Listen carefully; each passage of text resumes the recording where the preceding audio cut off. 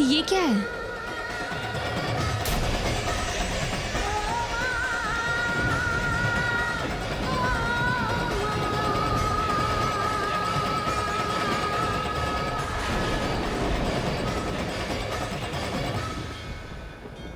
ये क्या है?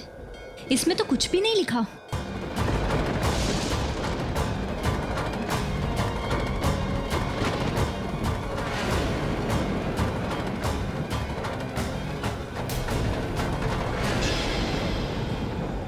ये नक्शा अब तक इस मंदिर के पुजारी की हिफाजत में रखा हुआ था, और अब अगर तुम यहाँ तक पहुँच गए हो तो इसका मतलब ये है कि तुमने उन सींग की तलाश शुरू कर दी है। वो सींग कोई आम सींग नहीं है। सालों पहले उसे मंदिर के देवता बाघ से ढूंढ के लाए थे। उस बाघ ने इन्हें सांडों से ढूंढकर मंदिर में छुपाकर रखा था, ताकि इसके कारण धरती पे इंसानियत की रक्षा की जा सके। वो सांड अपने शैतानी रूप में वनस्पति जीवों इन सबको मार के खाते थे, और अब तो वो इंसानों को भी नुकसान पहुंचाने लगे थे। लेकिन फिर उस बाघ ने उस सींग को अपने कब्जे में ले लिया। लेकिन तुम्हें फिर उस सींग तक पहुंचने के लिए इस नक्शे को वर्धमान चंद्रमा की रोशनी में पढ़ना होगा, ताकि पता चले कि आखिर वो सींग छुपा कहाँ है।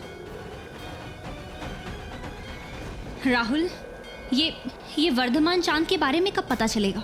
कल है। मैंने अभी चेक किया। मानवी, यहाँ से आगे का रास्ता बहुत खतरे वाला है। तुम्हें घर जाना होगा। मैं राहुल तुम्हें अकेला छोड़ के नहीं जा सकता। मानवी, मेरी बात सुनो। हम इसके बारे में किसी से बात नहीं कर सकते। अब हमें एक साथ काम करना पड़ेगा। मैं यहाँ ढूंढता हूँ और तुम्हें घर जाके सबको बताना पड़ेगा, ताकि मेरे पीछे कोई ना आए। मुझे डर लग रहा है कहीं वहाँ माँ को कुछ ना हो जाए। माँ को कुछ नहीं होगा, मुझ पे भरोसा रखो।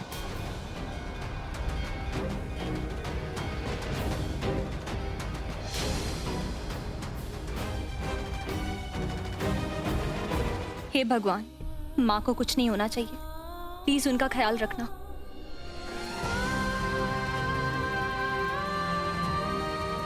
मैं कबीर को इस तरह से बच्चों की जान खतरे में डालने नहीं दे सकती। मुझे किसी भी तरह यहाँ से निकलना होगा। एक बार बस ये रस्सी खुल जाए।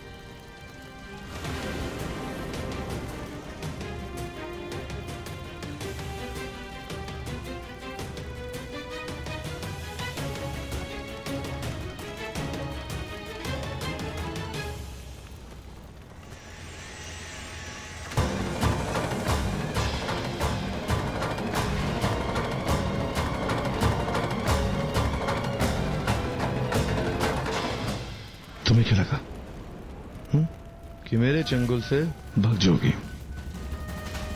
अग्नि के हाथों से ऐसे कोई नहीं निकल सकता, समझी तुम?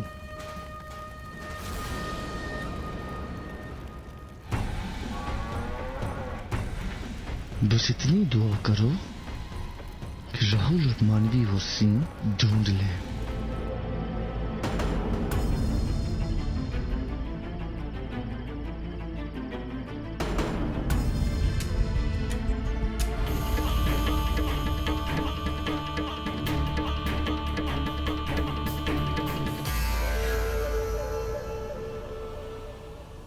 किसने किसको भगाया है और इसके पीछे किसका हाथ है,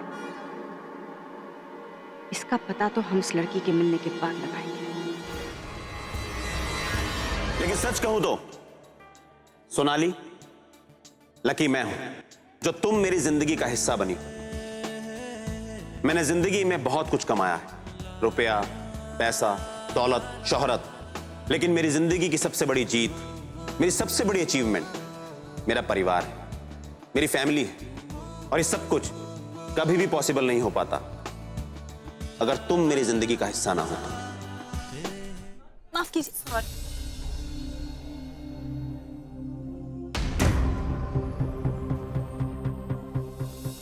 तू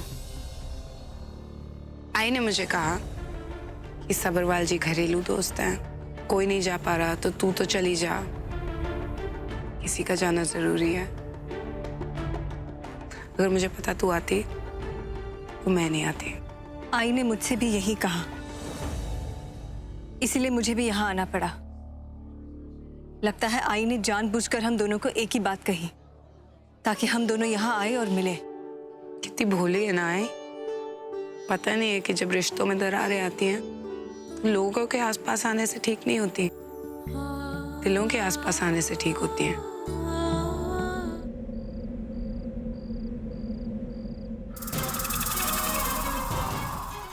कौन हो तुम? हम अनन्या।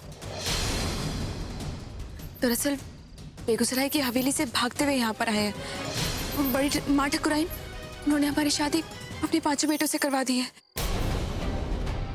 जिंदगी बर्बाद कर दी उन्होंने हमारी। बहुत मुश्किल से वहां से बच के निकले हैं। हमें प्लीज थोड़ी देर छुपने के लिए जगह चाहिए।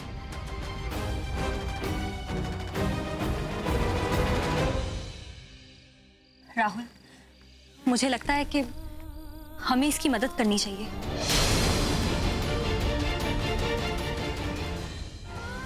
कपड़े क्यों बदल लिए तुमने? ताकि पार्टी में अगर कोई दूर से देखे तो पहचान ना पाए, और इसी तरह से हम अनन्या की मदद भी कर देंगे। अब बस तुम जल्दी से पार्टी में जाके इसे वहां शामिल करके तुम वापस आ जाओ। मेरे बिना मत जाना। जाओ अनन्या। आइए, बैठो यहाँ पर। हाँ, सुनो, तुम ये पहन लेना। यहीं पार्टी में घूमते रहना, किसी से बात मत करना। तुम्हें कोई कुछ नहीं कहेगा, ओके? टेंशन मत लो।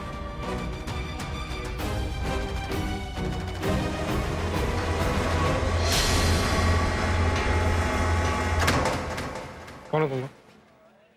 और हमारे घर पे क्या कर रहे हो? ए सुनो, हमारी बीवी यहाँ पर आई है, समझे? एक लड़की भाग के यहाँ पे आई है, उसी को ढूंढ रहे हैं। ये एक फैमिली फंक्शन है और आप लोगों के अलावा यहाँ पे कोई अनजान है नहीं। और इस तरह से किसी के घर में आना, किसी की पार्टी में, गैर कानूनी है।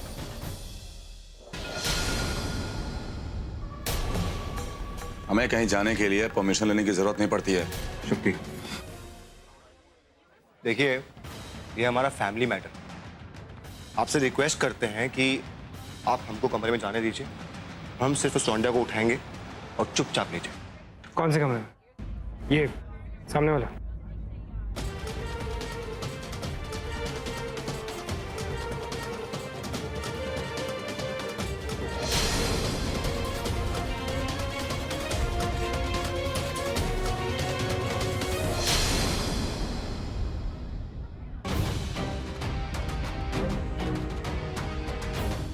सालगिरह बहुत बहुत मुबारक हो भाभी जी। शुक्रिया, थैंक यू सो मच। सालगिरह मुबारक। थैंक्स।